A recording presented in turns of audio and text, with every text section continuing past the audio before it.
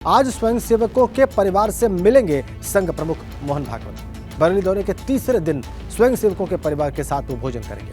रोहिलखंड विश्वविद्यालय के अटल सभागार में 700 लोगों के लिए व्यवस्था की गई है। सांसद संतोष गंगवार, उनकी पत्नी सौभाग्यवती गंगवार और शहर के 4 प्रमुख चिकित्सक इस दौरान वहां पर मौजूद रहेंगे। केले के पत्ते पर चावल, सांभर, इडली, चटनी का सामूहिक भोज होगा।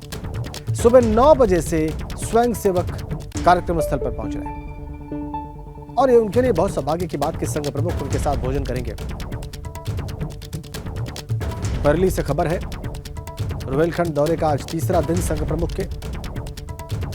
सुबह 9 बजे से ही स्वयंसेवक कार्यक्रम स्थल पर पहुंच रहे हैं। अटल सभागार में 700 स्वयंसेवकों के साथ भोजन का कार्यक्रम संघ प्रमुख का।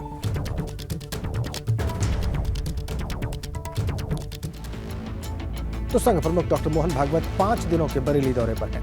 16 फरवरी को बरेली पहुंचे और ब्रज प्रांत के स्वयंसेवकों से उन्होंने संवाद किया। शुरू के 2 दिन ब्रज प्रांत के 12 जिलों के कार्यकर्ताओं से वो मिले और गांव-गांव तक संघ की शाखाओं को बढ़ाने का उन्होंने लक्ष्य रखा। उन्होंने सेवा के माध्यम से समाज के वंचित वर्ग के लिए शिक्षा, स्वास्थ्य और स्वावलंबन के क्षेत्र में ज्यादा से ज्यादा सहयोग करने के लिए स्वयंसेवकों से आह्वान किया। आरएसएस प्रमुख डॉक्टर मोहन भागवत बरेली पहुंचे हुए हैं, 5 दिन के प्रवास पे हैं और इस वक्त हम उसी जगह पे मौजूद हैं जहां पर कार्यक्रम चल रहा है। अंदर लगातार मीटिंगों का दौर जारी है। सुबह 10 बजे से मीटिंग होती है। यहाँ लोग हैं आरएसएस के, उनसे बात करने की हमने कोशिश की। उनका कहना है कि उनको ये आदेश दिया गया है कि वो किसी भी तरीके की जानकारी शेयर ना करें। तो फिलहाल तमाम गोपनीय चीज़ें हैं, गोपनीय बातें यहाँ पर चल रही हैं।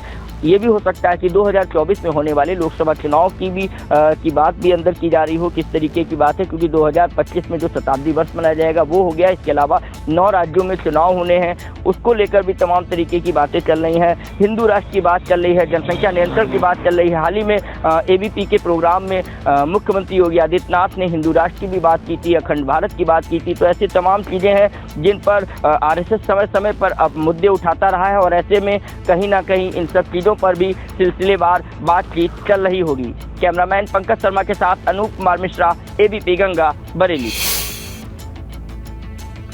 तो आइए आपको बताते हैं कि ब्रज क्षेत्र की बैठक में क्या बात हुई है। संघ प्रमुख मोहन भागवत ने ब्रज प्रांत के 12 जिलों के स्वयंसेवकों से बात की है। गांव-गांव तक संघ की शाखाओं को बढ़ाने के लक्ष्य के साथ उन्होंने ये चर्चा की है। रोजगार भारती के कार्यों पर उनकी विशेष चर्चा हुई है। 2025 में होने वाले शताब्दी वर्ष पर उनकी स्वयंसेवकों के साथ चर्चा हुई है। 9 राज्यों में विधानसभा चुनाव पर भी चर्चा हुई है। ये भी सूत्रों के हवाले से बड़ी जानकारी। 2024 लोकसभा चुनाव को लेकर भी उनकी चर्चा स्वयंसेवकों के साथ हुई है। इसके अलावा जनसंख्या नियंत्रण जैसे मुद्दों पर भी उन्होंने इन स्वयंसेवकों के साथ मंथन किया है। हिंदू राष्ट्र, अखंड भारत के मुद्दे पर भी उनकी चर्चा संभव है। तो 5 दिनों का दौरा रोहिलखंड का, बरेली का, संघ प्रमुख का। प्रांत में इस बार पूजनीय सरस संघचालक जी का कार्यक्रम है और ये कार्यक्रम पूर्व निर्धारित है, जो अपने कार्य पद्धति का हिस्सा है उसके आधार पर है। इसलिए प्रतिवर्ष आना ही है तो आकर के अपने कार्य का गत वर्ष में हम क्या तय किए थे, कहाँ तक पहुँचे और आगे हमको कहाँ जाना है। शताब्दी संघ का शताब्दी वर्ष आने वाला है, तो शताब्दी वर्ष में गांव-गांव तक संघ का विचार अर्थात हिंदुत्व का विचार पहुंचे। तो सर्वे भवन्तु सुखिनः सर्वे सन्तु निरामया की कल्पना लेकर आगे बढ़े हैं।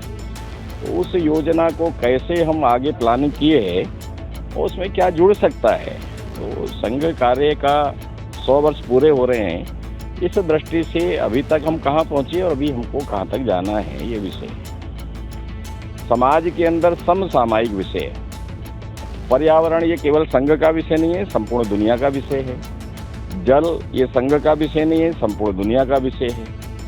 राम राज्य की कल्पना लेकर महात्मा गांधी चले तो संघ ने भी ग्राम विकास करके गांव की आवश्यकताएं गांव में पूरी हों, उस विषय को लेकर।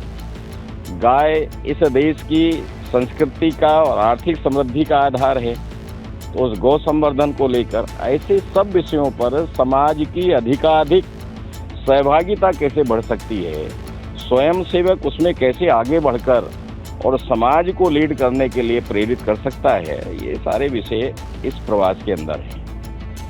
संघ को हम कहते हैं कि संघ का काम ये परिवार का काम है, तो इसमें सभी की सहभागिता होनी चाहिए। इसलिए अब की बार इस प्रांत में कार्यक्रम की रचना करते समय ये विषय विचार हुआ कि कार्यकर्ताओं के परिवार के साथ, क्योंकि जब हम संपूर्ण समाज को जोड़ने की बात कर रहे हैं तो एक अकेला कार्यकर्ता ही क्यों, परिवार के सभी सदस्य उसके काम में सहभागी बने।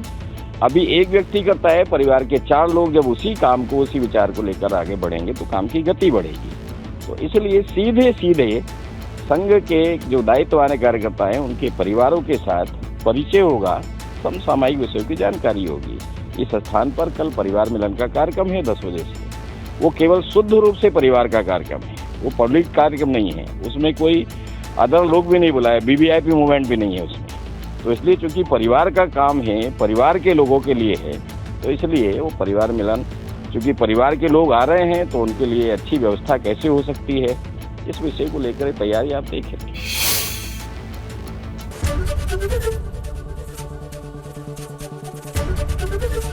एबीपी गंगा, खबर आपकी, जुबान आपकी।